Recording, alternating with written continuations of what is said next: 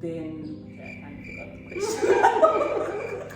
Okay, we're talking about you being able to fend for yourself. Oh, yeah, okay. What's up, guys? Welcome to another episode of Totally Inspired with me, your girl, Sibo Dube. As you can see, I am not alone. She's back, guys. So nice, we had to do it twice. I know, right? It was so much fun. I Yeah. mean, today's topic is even more interesting, I think, because now we're really going to be focusing more on, you. Okay. What kind of bigger sibling you are. And it's a pity your siblings are not here. They'll be like... They'll have the 2 cents to add, definitely. Yeah. Anyway, today I'm with Katego Matebula. Yes. You met her last time.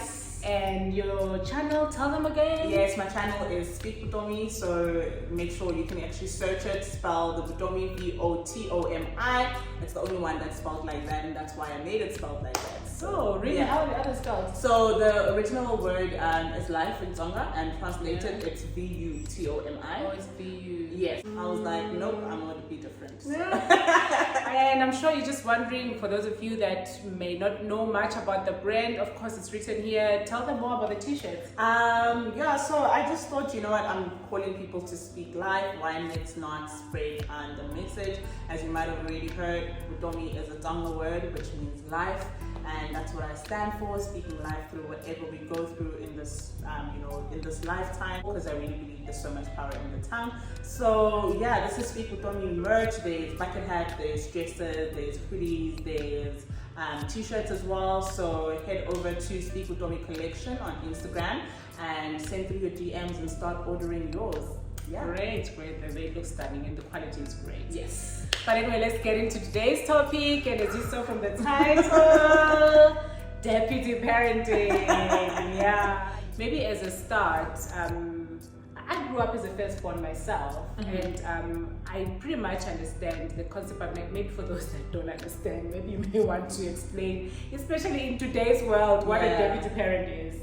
So I think for me, in my case, a deputy parent would be somebody who's the firstborn, because I'm the firstborn at home, or I guess an older sibling, because it's not always the firstborn, but an older sibling that occasionally stands in for the parent, or acts as though they are the parent in terms of fulfilling certain responsibilities that would otherwise be then fulfilled by the parent themselves. So, this can include various chores or taking care of the other siblings and etc. And I think, the one thing I think, I could be wrong, but I think parents today are less dependent on their children to look after their siblings. I don't know, challenge me on that. I could be wrong. I'm definitely going to challenge you on that, because I feel as though, and no disrespect, but I feel that you guys grew up in like really hard times, like obviously we can't compare the hardship, but I feel like you guys grew up in like hard times that certain things, or growing up like that, or doing some of those things was normal. Okay. Whereas for us, now we're only starting to learn that, okay, maybe this is not how it's supposed to be. Or we're starting to question, to say, is this really the best way and the only way? And I think because of that, you feel as though it might have been harder for you guys as compared to us now growing up. We kind of just like, but you guys, you even go to the extent of asking to be paid. Some of you asked to be paid for some of these chores. We would never. Like, if you looked after your siblings, if you cleaned the house, if you did, like, you have to jail. You don't even ask for Okay, I'm not that bad. I guess I stopped asking because I realized it's never gonna happen. But for me, it makes sense. If you're gonna be taking time out of doing other things, then I do feel there should be some form of reward for that. I don't really believe in being compensated as though you're now being paid, but I really feel that there should be some rewards or some benefits or some leniency towards the deputy parent. That's what I would say. So if I'm going to use meat as an example, so if you're dishing up a plate, because I'm the deputy parent, give me 2, and then give my other siblings 1. So So walk us through your deputy parenting assignment. What are some of the common duties that you need to deliver on as a deputy parent? Fetching siblings from school. I'm doing that even with my sister. She's 21. She's got a license. Oh my goodness. She should be able to drive. But she can't. She's only watching this. So I still do things like that. Just recently I was with my siblings, they were doing athletics at school. Yeah. And I think it started around 3 o'clock, ended at 10, so I was there the whole time. I was being a cheerleader because my parents couldn't attend that particular day. So those are just some of the things that you do, coupled with trying to break up fights or conflicts or tensions, cooking for the siblings, just making sure that everybody's okay. Yeah. Well, that's a lot of responsibilities. I'm sure there are benefits to that for you as well. I think because I really like my siblings, so then I guess Okay. I guess that's the benefit. And I mean, a lot of the time my sister and I would play music in the car and jamming, and we post little videos and stuff. So I guess it's not entirely like all bad or all draining. Like there are some benefits to it, and we actually like each other. We might not admit that, more than once.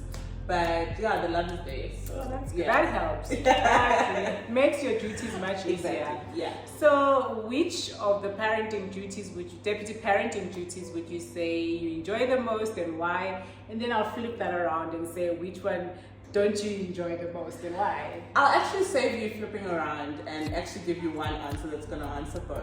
I think for me it's cooking. So I've developed I guess a love-hate relationship for it, because it's easy to do something, I like it, putting ingredients together and, making a meal at the end of it. That is so much fun. But also now once it becomes like an expectation where you have other things planned, or maybe you must cancel a girl's lunch because they know you can cook. Yeah. So things like that make it quite difficult, or you ask, maybe 4 times in a row, like, what's for dinner? And I'm like, I don't know, like, what were you guys eating before I was here? I don't know. So yeah, I guess I kind of developed like a love-hate relationship, so much so that when I'm by myself, I'll end up like not cooking or just eating bread or whatever, because I'm like, nah, like I'm tired, I'm not trying to do that. So I think that's one of them. I really do enjoy like cooking for my family, and also there's a few individuals in my family that are a little bit pickier than others, so you can't experiment the way that you would want, to be like, okay, so I saw this on TikTok, let me try this meal, because then you must consider, no, the one doesn't like nuts, the one doesn't like these seeds, the one doesn't. I mean, what's the toughest thing about being a firstborn, being a deputy parent? Like, what is there some kind of pressure that comes with it? I think the toughest thing for me especially is just missing out on so much, because you're just not being a kid. And thinking, comments like, oh my word, you're so mature for your age, are compliments. And yes, people meant them and mean them as compliments, but as you get older, you realize, oh my word, I missed out on so much. In instances where everybody's maybe at the pool swimming and whatever else, automatically I made myself the lifeguard. I'm like, okay, I need to watch over everybody else to make sure that nobody instead of just jumping in like everybody else and just enjoying that that space and that time and that environment. Just thinking in retrospect that I've just not been a child. I recently went to bounce, and for me it was the greatest experience ever. My siblings go, almost every second week, if their schedules and sports at school allows. But for me, I was like, no, you're there and done, because I'm not doing that. Because I always believed that as a firstborn, and subconsciously even, you end up deputy parenting yourself and believing that you have to behave in this way, in this manner. I can't be too childish. And now I'm just like, no man, it was okay for me to just have played in that time, and I didn't get. Being a deputy parent obviously does come with some kind of pressure, because you set the tone, you're the firstborn. What for you personally would you say was that deputy parent firstborn pressure that you have faced? I think for me, it's coupled with one of my personality traits, which is being a perfectionist.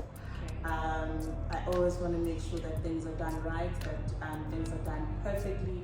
And even with my schooling, yeah, I mean, I was straight A student when I was in high school, and I expected the very same when I got to varsity. So that was, I think it was pressure that I placed on myself. And unfortunately, things didn't go great for me because I ended up being the firstborn, but also the first dropout in our family. But I think it's once again, it's not how many times we fall that makes us who we are, but it's how many times we get up. And I think that my siblings are proud of me and who I've turned out to be. So I think, yes, it was pressure in the beginning, but now because I know that life isn't perfect, I've dropped a lot of that pressure on myself. And I just understand that, you know, where God wants me, He'll place me. And ultimately, I must do it for His glory. And everything else will be added. Yeah. Look at you now. You are celebrating. Yeah. Tell us more about your accomplishments. So I graduated cum laude. And I think... in layman terms, what does that mean? I graduated with distinction from my degree. And I mean, my sister's also now doing her final year. I think because of what I've been through, she's been able to appreciate my journey, but also at the very same time, I've been able to appreciate that her journey is different from yours. Yeah. And I don't think my sister and I would have been as close as we are if I didn't need to step out and deputy to parent her. What would you say is the good that has come out of you know, being a deputy parent? Definitely being, and I know I'm going to sound like I'm contradicting myself, but being able to be responsible as well as independent. I really feel like I'm at a space in my life where, God forbid, but if anything happens with my parents, I would be able to fend for myself. You know, if I do step into a marriage, which I'm hoping is soon, I really feel... DMs come Maybe I'll tell you, maybe I won't. I probably won't. So I really feel that in growing up, having been a deputy parent, I really would thrive in a lot of those spaces because I have been prepared for them. I think in being a deputy parent, you truly are well prepared for being an adult. So I definitely and truly see the benefits of that. And I guess it's the upside and something I can be grateful for. Yeah. Okay, maybe just to follow up on that, you know, just being able to be a child and be you. Can you just maybe tell us how it feels for you, and maybe for you and your siblings as well, how you conduct yourselves in public?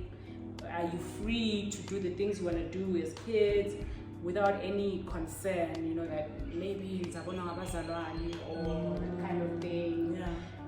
You know, not to say you being naughty, but does it sort of put some kind of control over the way you conduct yourself?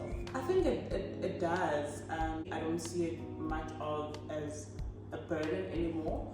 I always, you know, say or think about how you can't take away your parents' word when they are on stage or whatever, because there's certain things in the word of God that they will need to preach on and tell people about those things, because you're using God's standards and not your own standards. Yes. Yeah. But I really feel, because I like to think that I have a good relationship with the Holy Spirit, I find often it's not even that element of control that is the reason that I'm doing that, but simply because I really want to please God and I really want to please the Holy Spirit. So for me, it's a matter of, okay, if I'm doing this and I'm doing that, would God be pleased with what I'm doing?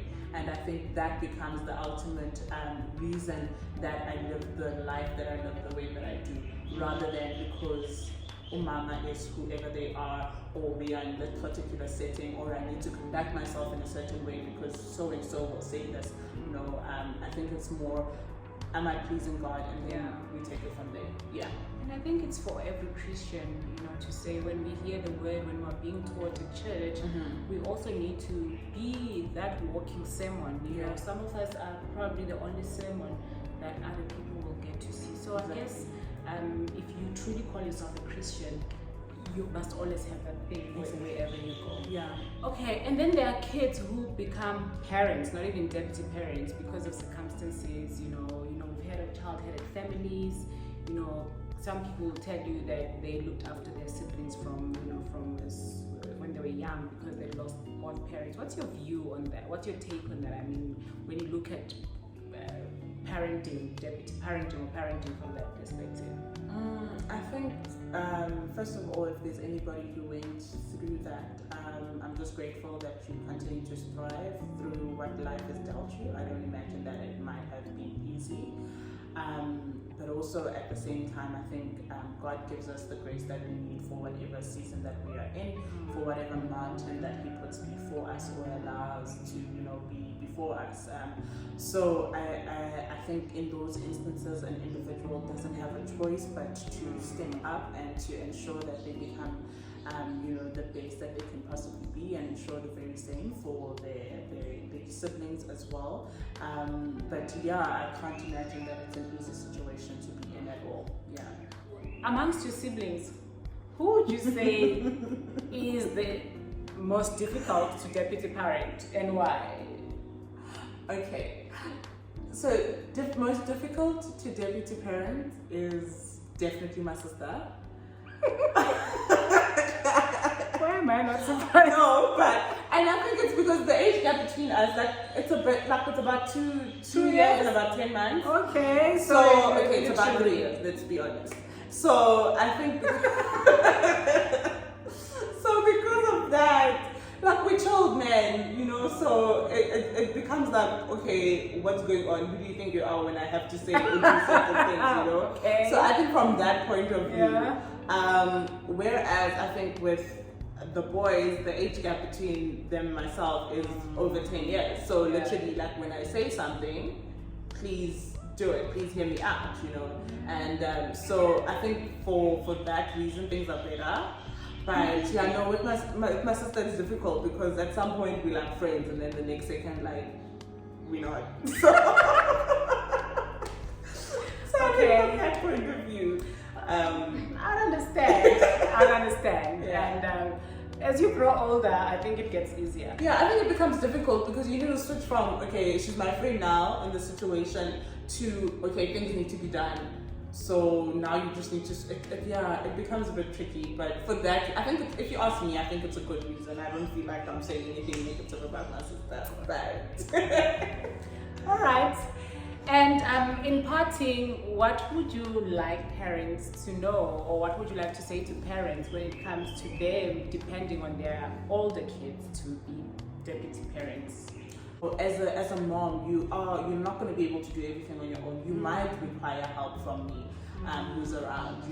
I can't imagine my parents not asking me to go fetch my siblings and then leaving what they need to do and the responsibilities they have. Meanwhile, I'm there, I'm at home, and my siblings are 10-15 minutes away. Let me go pick them up. I'll definitely step up and do that. But I think just continue communicating with each other, finding out where it is that you feel like from your child, maybe where the load might be a little bit too much, or maybe where you can assist a bit more. Don't just assume that everything is fine. But also on top of that, which I think is very, very important, especially because of what I missed out on, create opportunities for that deputy parent or for your child to be a child. Create those situations where they literally can play, go out with their friends, not have to worry or plan around certain schedules. Let them know that yes, there are some responsibilities that you would like for them to take on, but ultimately it's also very important for them to build a life of their own, to enjoy the things that they want to do and stuff like that, because I think also that's going to be healthy. Otherwise, later you'll find someone trying to win back those years and doing things that at that age seem childish because I never got to do it. You know, for me, I'm definitely going to be going and popping in and out of bounds because because that's where I'm going to be able to just play and be myself and be free and to be carefree. To say, you know what, today I'm not going to be anyone's parent or anyone, right? I'm just going to go out, I'm going to have fun. I'm going to take care of me. I'm going to do what I like to do. I'm actually going to be selfish because deputy parents, you will share everything with everyone. And sometimes you just want a whole chocolate to yourself. And I think if it's once in a while, that should be okay. So for parents who are there, who are present, create those spaces for your kids, and if they aren't, unfortunately, but rather than sit and drown yourself in that space, create those moments for yourself. What would you like for me to have been treated like, and then treat yourself that way. Absolutely. Yeah. And maybe let's look at your specific message to the deputy parents out there. Hang in there. It's probably not going to change. This is not why we made this video. But hang in there, enjoy the perks, and communicate where things could have and would have been better, but also treat your parents with grace, because you're going to be a parent one day as well, and lo and behold, your child might be saying the exact same thing about you. So just be gracious towards them. I don't think parents mean ill at the end of the day. No. I think they really have your best interest and maybe the best intentions at heart, and sometimes it might not be translated that way. Look, I like the point that you mentioned about it's not gonna end. I know. Once a deputy parent, always always a deputy parent. Even when you're older, when they've got their own families, you will always be. Yeah, and I think a part of me now is probably gonna do it because it's there, it's in me, you know. Already I know, the day my sister gets married and has kids, I probably will want to take care of the kids and be like, when are they coming, you know? Wow, it's been so amazing talking to you, and I hope all the deputy parents there who've been listening feel better. It's not gonna change. You must just feel better. I hope they feel better. I mean, right now, like I'm telling you, it doesn't stop. I've been deputy parent forever. So. And if you as a parent were deputy parent, chances are when you get kids, you want a break. Yeah. So the cycle goes on, unfortunately. It doesn't stop, but it's a blessing, and it's something that you should regard as God entrusting you with. You know. So to all the deputy parents, hope you enjoyed this and that you took some nuggets and you feel encouraged. And as Nkate will keep saying, it's not gonna stop. So thank you for watching, and please, once again, just a reminder to please subscribe to Speak with Domi, and also you can make sure that you order your t-shirt from Speak with Domi collection on Instagram. And also make sure you subscribe to Totally Inspired.